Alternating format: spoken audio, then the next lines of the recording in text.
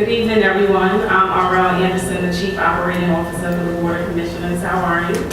Great. That's good. So I'll be your moderator for the next hour I'll introduce the panel and give everyone an overview of the 2015 SPLOST. And so this is one of the two public meetings that we'll have. The next one will be in April before the second board meeting.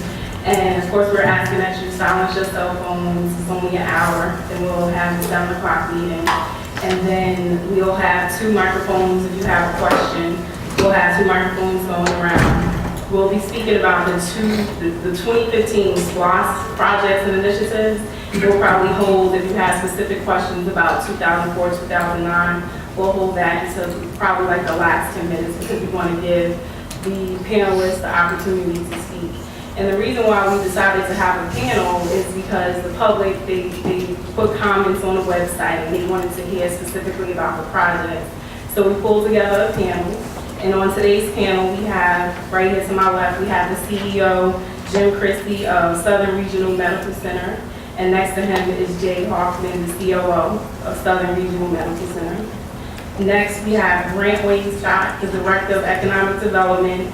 We have Les Markland, the Director of County Building, the Director of Building Maintenance. We have Assistant Director Troy Hodges from Parks and Recreation. Lavender, the Director of Information Technology.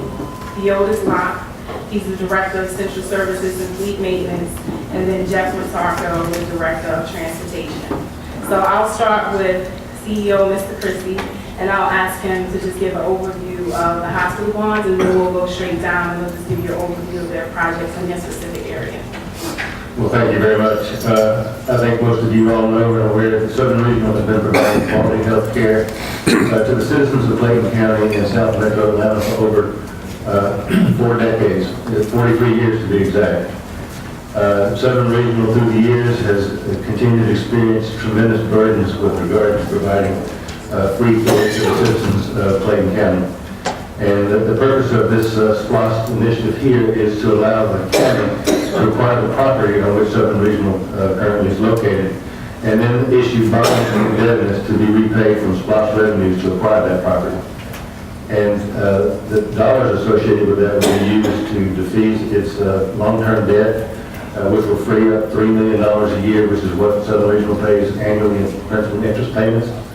And we will be able to use that to offset, again, the tremendous burden of uncompensated or free care that we provide to the community every year.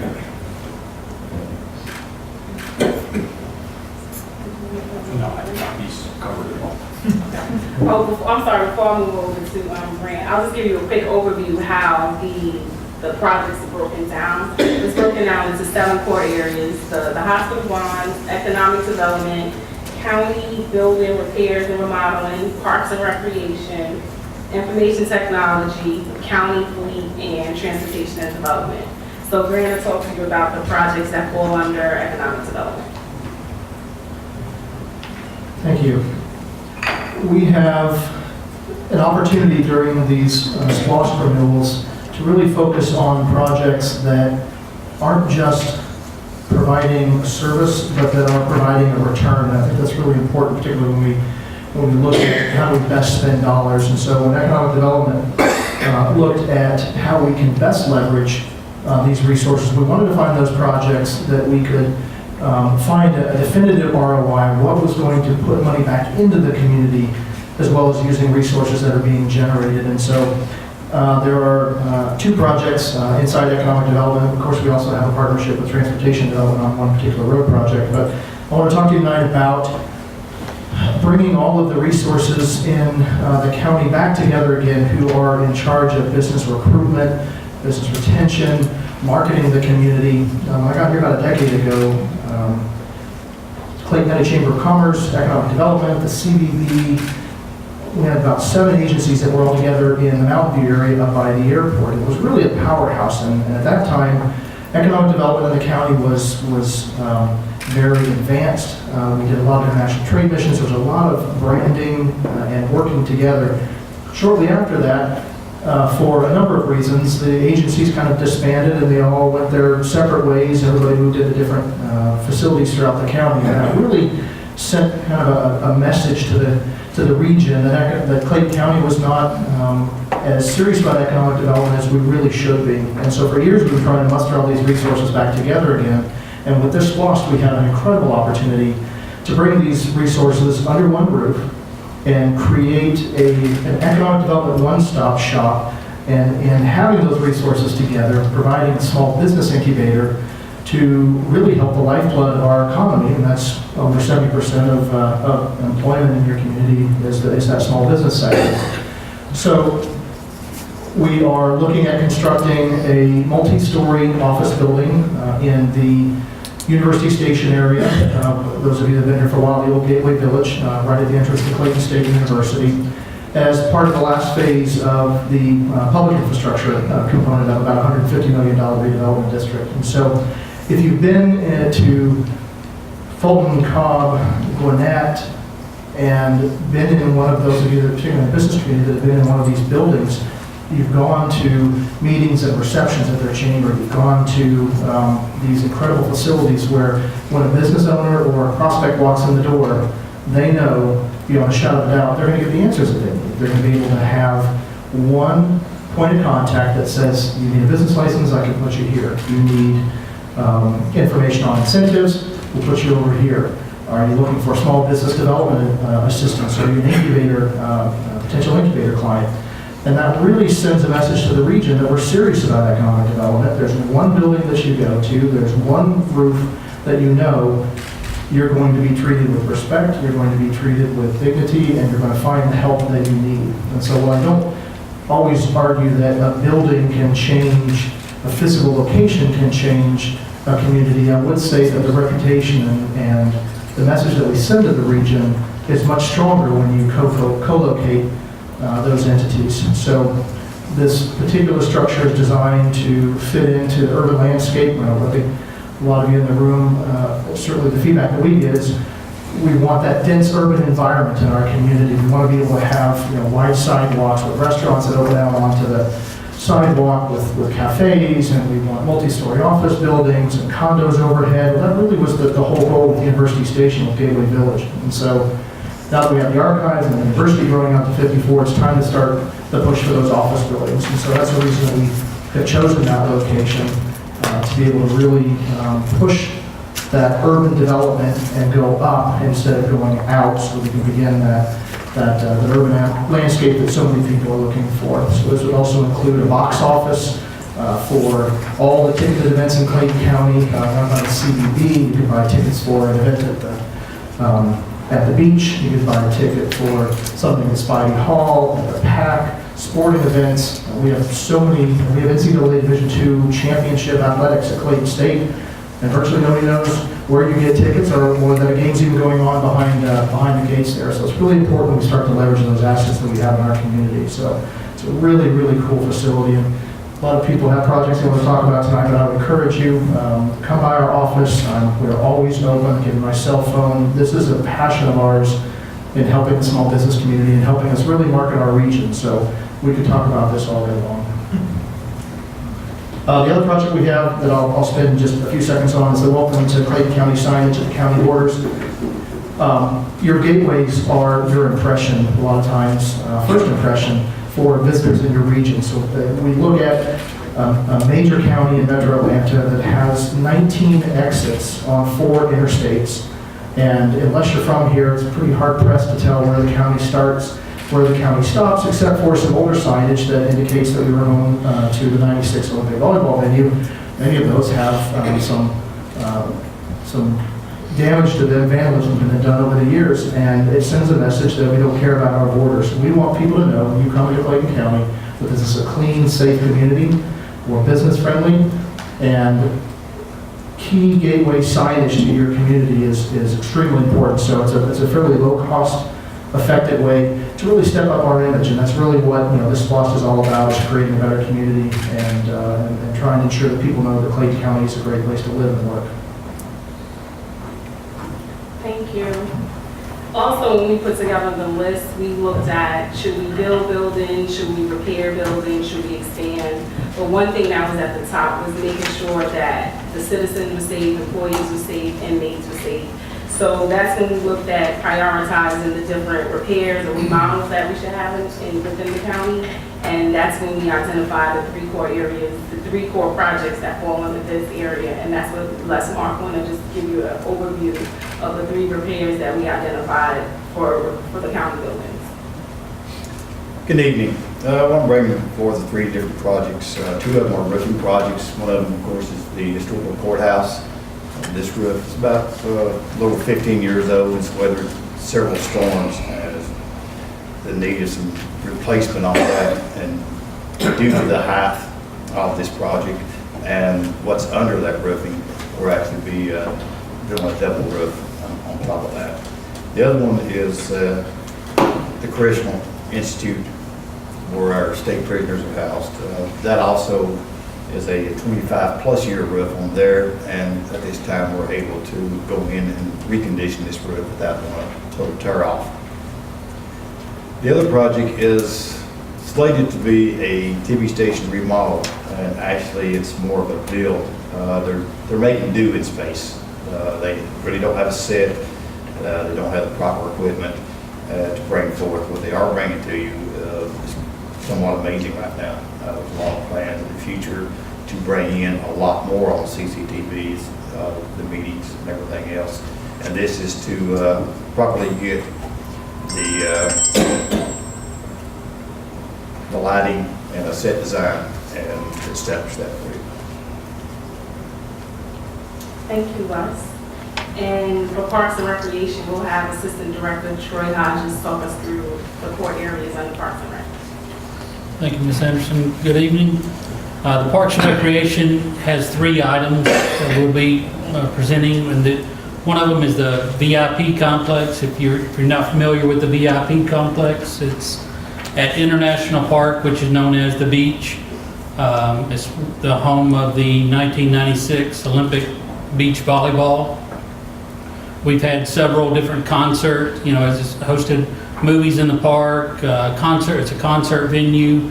But what we'll be doing is we're looking to remodel this entire VIP complex beach area, put some shade out there in the actual stadium over the bleachers, so it won't be so hot during a concert. In order to get the bigger acts, we have to accommodate, the act with the dressing rooms. We're looking at building dressing rooms on the back of the VIP stadium. That's basically the main concept, and just have a multifunctional facility. If you're not aware, a couple of years back, we installed artificial turf inside the stadium, which has allowed us to have our Pee Wee soccer program, and we're looking to expand that a little bit more to get a couple of state and national tournaments in. The second program that we're looking at bringing in is the green space for Parkland, and for acquisition and development of the green space. If you're not familiar with a couple of our larger trails, one of our main trails is the Jester's Creek Trail that travels from the South Lake Mall area, Mountain Zion Road, down through the headquarters library, Battle Creek area, and on over into the city of Jonesboro. We're looking at installing cell phone type emergency type phones on these trails to make it safer, and trying to get people to feel safe on the trails. We'll also install a few pieces of lighting on these trails, where the winter times when it gets dark at 5 o'clock, they'll be able to walk along those trails. The trail, the master plan, we're working with the Path Foundation, which is big up on the north side of Atlanta. The Path Foundation, and we're going to extend our trail all the way down to Fayette County in the Flint River corridor, the Clayton Fayette County line. So we'll have emergency call boxes on the trails. We'll have a few lighted portions of the trails, and they'll go from the north end of the county all the way down to the south tip of Clayton County. Our last project is going to be the dog parks. We currently do not have any dog parks in Clayton County, but we're hoping to be able to build 3 in each section of the county to allow the dog to bring your dogs to the parks, not be on any type of leash and let them go and enjoy being a dog in a park. But those are our 3 projects. Thank you. And next, just to give you an overview, so Clayton County, we're functioning off of a system that was developed, I think, in like 1984 maybe. So we definitely need a technology overhaul, not only on the business side, I'm talking finance, HR, IT, tax assessors, tax commissioners, but also on the court side. And then also when we think about the jail, the safety of the workers, and then making sure the prisoners are safe as well, if that makes sense. We needed to have an overhaul in that area as well.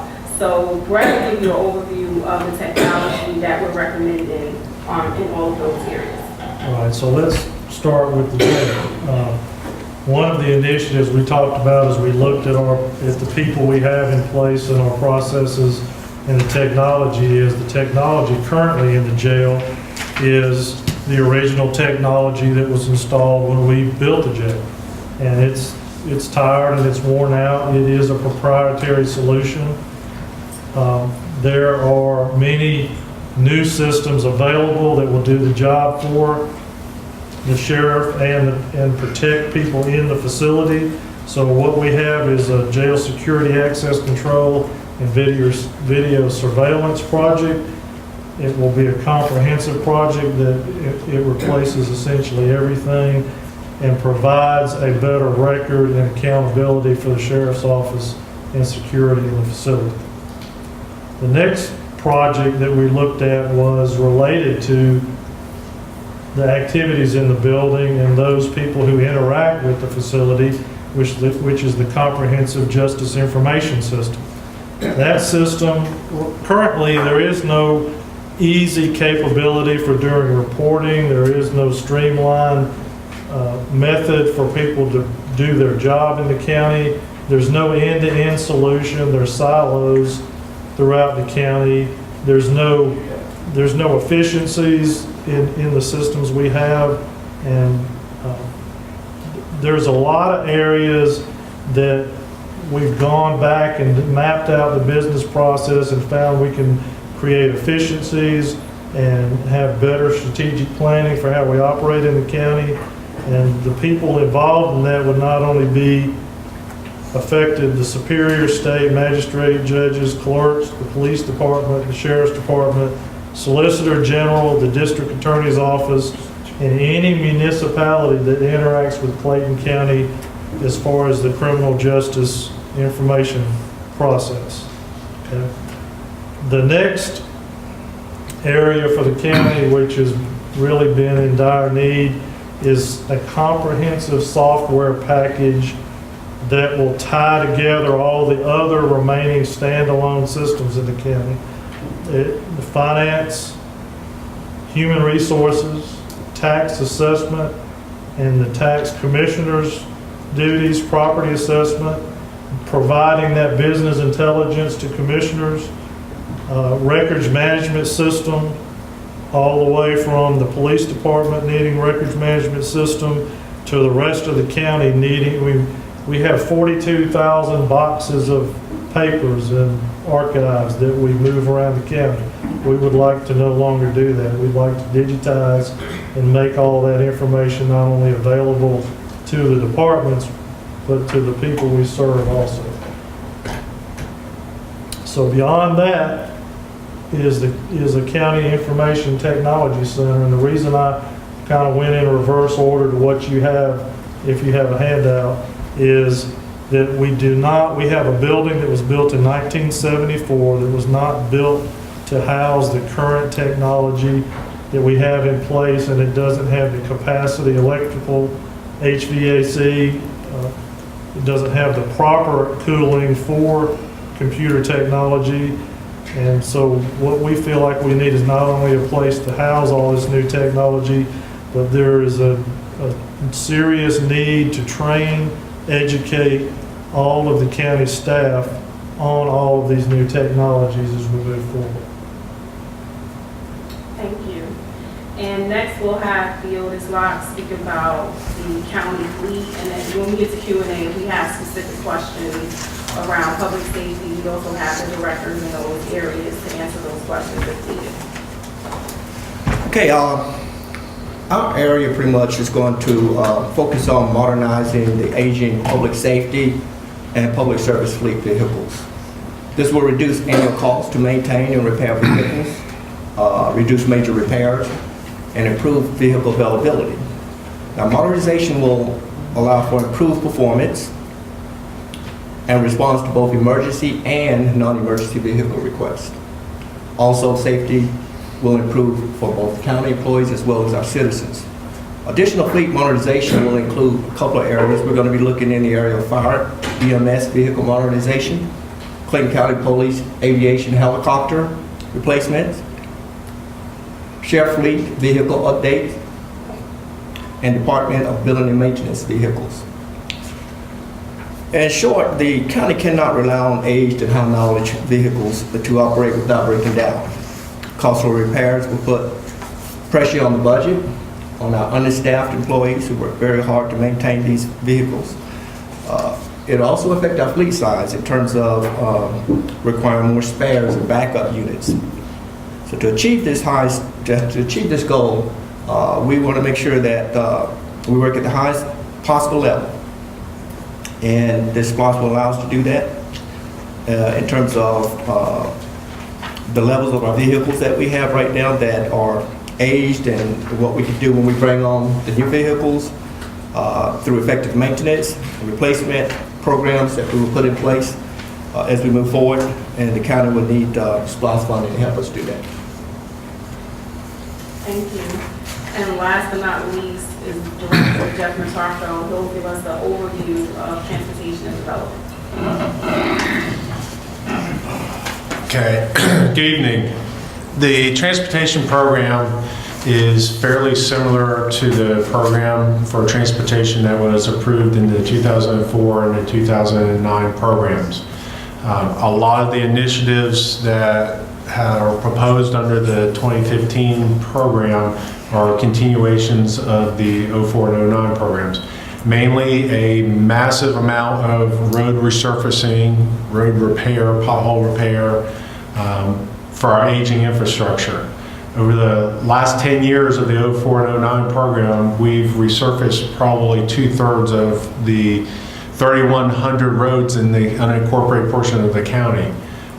We still have a lot more to go forward, and it's a everlasting, continuing saga that they always have to keep repair. So we're on with the current two SPLOST programs, the funding that has made available, we are actually pretty good on industry standards on resurfacing, averaging somewhere around a 15-ish year cycle.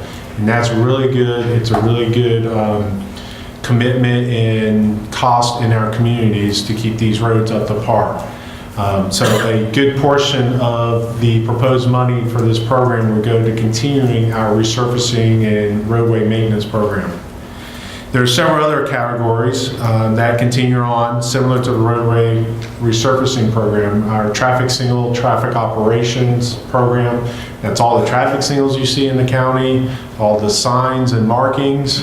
Over the last several years, we've done a yeoman's job of upgrading our signage in the county, larger, bigger signs for the aging community, replacing a lot of the deteriorating signs. We are systematically working our way through the county on a programmatic basis, and this will continue that on into the next 6 years.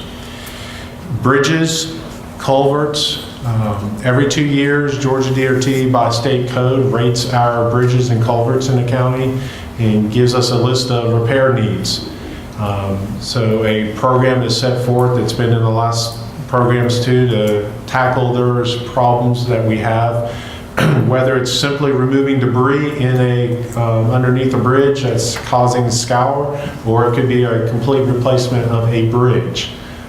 This helps us to identify those needs. Currently, about a quarter of our bridges in this county have some sort of weight capacity issues where they have some sort of posted weight where a truck can just not go over it and not care about how much cargo or weight they are carrying.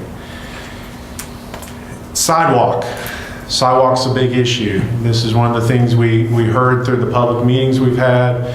The Board of Commissioners have stepped up their desire to add a lot more sidewalk in this program than what's been added in the last several programs. There's a commitment from the leadership to go to places we haven't thought of before, and that would be the state highway system. Get to the locations where most pedestrians are walking. So I'm not going to say we're not going to address some of the local roads in this program, but the majority of the money will be concentrated on the state highway system. Whether that's Terra Boulevard, State Route 85, State Route 54. I think you all know who've driven around in this county, there's a lot of sidewalk needs all through the county. A couple road improvement projects. Valley Hill Road, we've identified that for widening. It's a center portion of the county. It will connect to one of our current SPLOST programs to widen Battle Creek Road. And this will extend it on over into the city of Riverdale's border. One of the projects Grant Wainscott mentioned earlier is what we term more of an economic development project, is our Gilbert Road reconstruction project. Gilbert Road, for the members who do not know where that's at, is located in our Mountain View area. One of the current SPLOST projects is paying for about $15 to $20 million worth of right-of-way acquisition and utility relocation in the Mountain View area for Georgia DOT to come in and spend upwards of $40 million to improve CW Grant, Old Dixie, and Conley Road. We're leveraging our dollars to get more dollars from Georgia DOT. A part of that project, which is slated by Georgia DOT to go out for bidding in June of this year, will redefine the Mountain View area.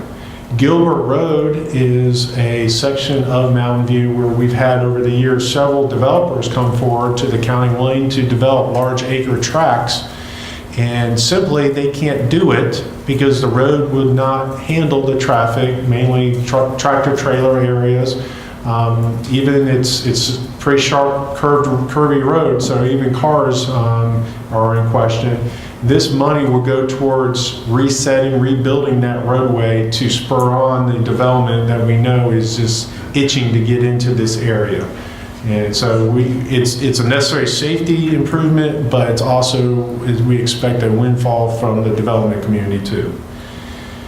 There's some money identified, a small amount to go towards some landscaping beautification efforts in the county. Some of the commissioners are interested in trying to provide more aesthetically pleasing roadways, whether they're crepe myrtles or some other types of trees and bushes in the roads. I don't know if it'll be the extent of the 138 landscaping out in the Lake Spivey area, but it's some sort of initiative to help beautify and clean up some of the areas in the county. And last but not least, certainly is an allocation to go towards transit capital. Again, the people who've heard me speak, we cannot use SPLOST money, unfortunately, right now to fund an operation of a transit system, but it can go towards any type of capital outlay. That's purchasing buses, that's building bus stops, bus shelters, any types of those things. And we are entitled to a certain amount of money from the federal government that comes through our Atlanta Regional Commission, but it comes with a 20% match. So we will, if we have transit, we will get some matching money for capital, and this SPLOST money will be used to leverage that money and make it seem a whole lot bigger than what it is. But that's vital to the success of any type of transit system. So that's a quick summary. Again, most of these things are a continuation of the capital programs we've had in previous SPLOSTs with a couple strategic road initiatives behind them. Okay, thank you all. So now we'll open the floor up for questions. We ask that the questions are 2-minute max. You have a comment, leave it 2-minute max, and if you have a specific question, just ask the director or CEO or COO directly. So do we have a microphone enough? She's coming around.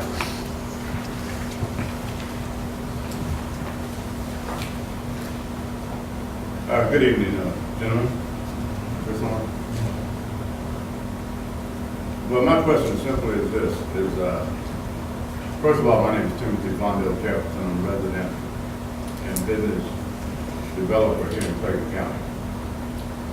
I've been doing approximately a 3-year study on Clayton County, looking at the picture 30 years down the road, 25, 30 years.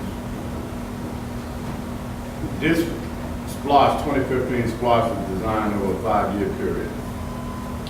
And what I see and what I hear is a sophisticated maintenance program and a capital improvement program. And I don't want to play devil's advocate. I want to know if the SPLOST does not pass, what is the contingency plan for the county moving forward on these same initiatives as far as the maintenance and capital improvements? I would say that the CFO and myself will probably have to conduct an analysis and present that to the board to figure out how to prioritize, because these are definitely priorities for the citizens as well as the employees, and we definitely need most of this to move forward.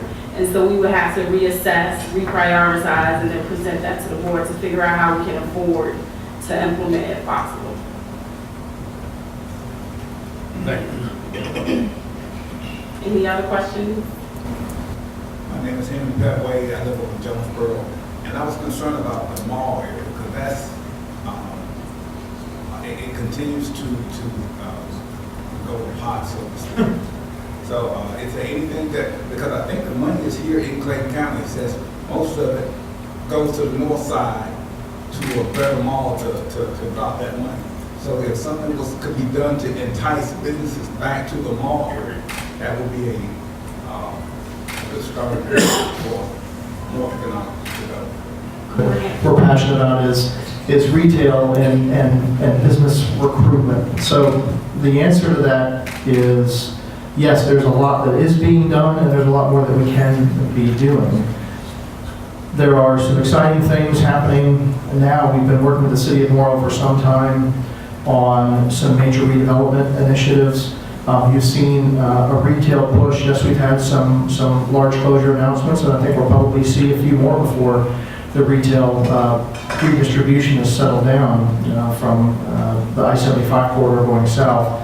But you've seen over the past 4 months, 4 fairly significant retail announcements.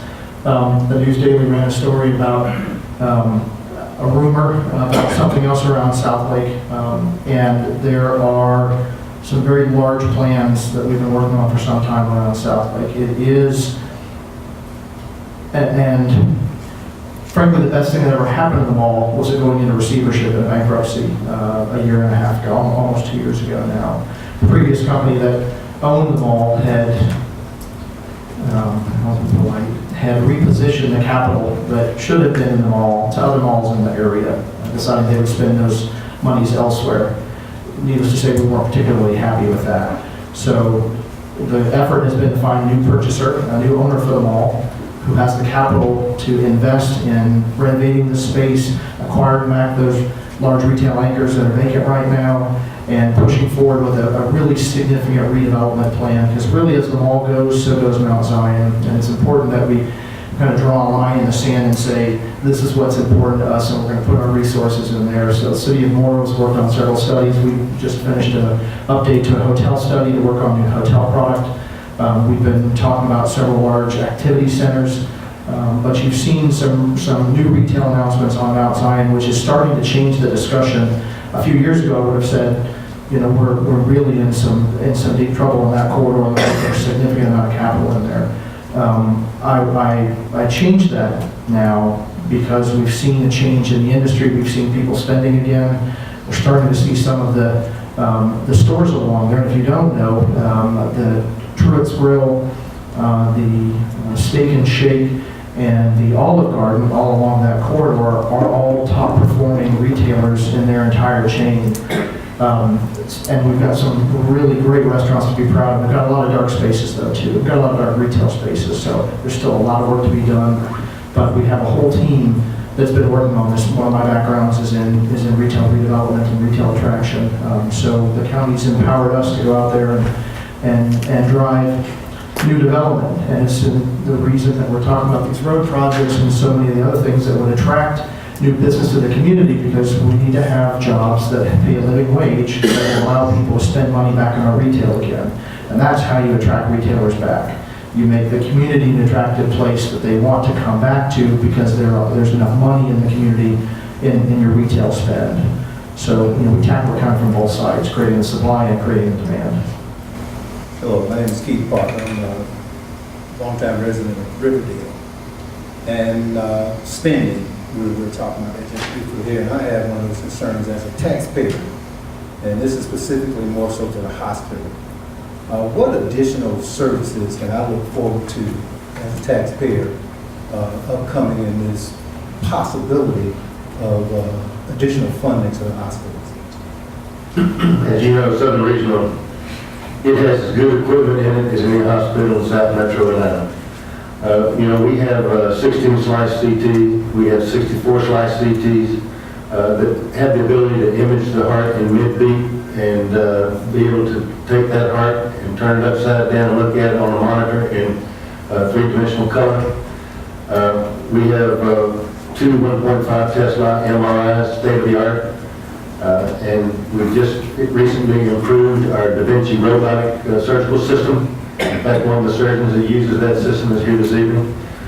It used to have 2 arms, now it's got 4 arms, which expands our capability to provide a greater amount of service around colorectal surgery and other gynecological surgeries as well. In terms of expanded services, Southern Regional has expanded its heart and vascular program. We today do angioplasties, which is a service we didn't have until about 3 years ago when Southern Regional was participating in the cardiopulmonary outcome research trials, which said the Dr. Avasano at Boston Medical Center said that we have the ability to prove that the techniques, the procedures, the equipment, and the training is so sophisticated today that you don't have to drive downtown to have an angioplasty done. You can do it right here at Southern Regional without having to have an open heart room back up next door. In addition, we have probably one of the finest neonatal intensive care units anywhere south of Interstate 20. I'll tell you, we're the only hospital that has 24/7 coverage in our neonatal intensive care unit.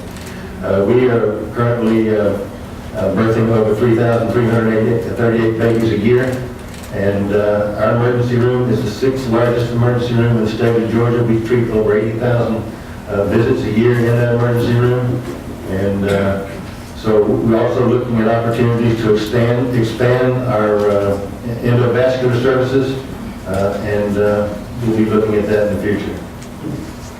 I'm Dr. Green Harris, one of the neurosurgery doctors at Southern Regional, and one service that Mr. Crissey left off was we have a state-of-the-art neuroscience program.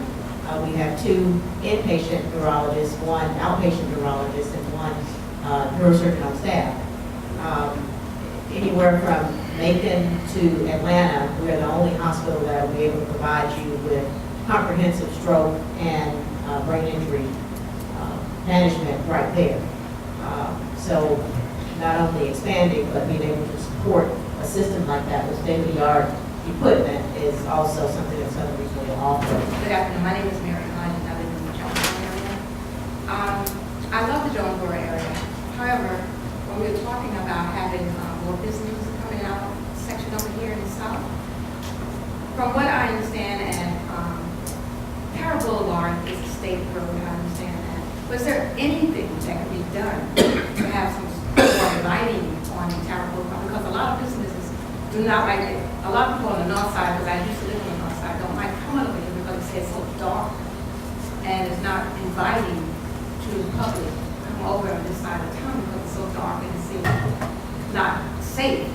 And I know, I mean, living over here, I like I said, I love it over here, but it is dark. Is there anything that can be done to have some sort of lighting project or something that should be done on Metarko to bring more businesses on this side of the road? Possible. It's a, as you alluded, it's a state highway system.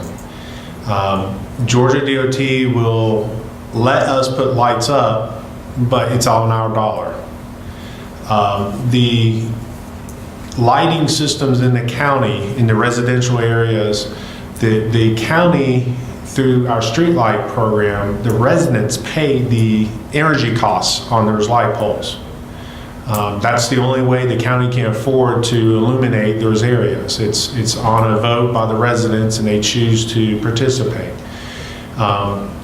We have lighting in very limited commercial areas. The program was never set up to attract business partners to pay for their street lights. Businesses usually have a lot of lighting on their parking lots and on their buildings that there's some spillover into the roadway. So there is some, it might not be ideal like you would find on an interstate or specifically set up for the road. It's something that has never been a priority for the county to illuminate those roads.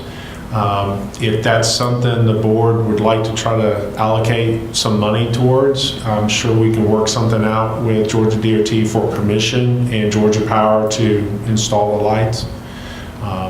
But right now, it's probably not one of the top priorities or what we're looking at. The fact that there's been a lot of accidents up there on these roads that because of the lighting at night, a lot of people got,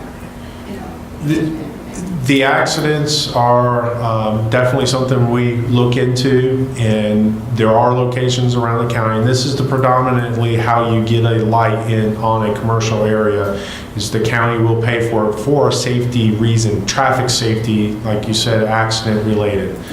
At times, Georgia DOT has also addressed areas on their right-of-way for that same very reason. If you have specific locations that you think are a concern from a safety standpoint, or you've seen these accidents at night, reach out to our department, give us the location, and we'll start looking into it to see if there's a way to possibly get lights out there to see if it is a high accident location. We'll be happy to. Well, I'll add a little something to that as well.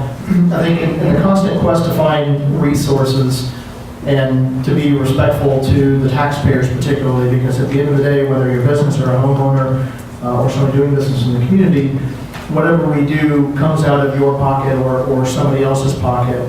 We're trying to look at those alternatives like community improvement districts and tax allocation districts, CIDs and TADs, where there are self-taxing areas that business or landowners agree to put into a pot to address things like that. So if you are a business owner in Mountain View, for instance, where we're talking about this other road project, the CID that we'll be putting in place there and the TAD are some of those resources are going towards lighting and landscaping and safety and security measures. So we try and take specific areas where we think we can find resources that aren't going to come directly out of your pockets and leverage other resources, state and federal dollars, to kind of stretch those resources. So there are specific areas that we're trying to find the answer specifically to that, because I completely understand what you mean.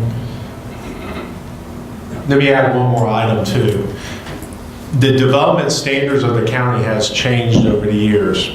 The county does have what we call an overlay district in that area.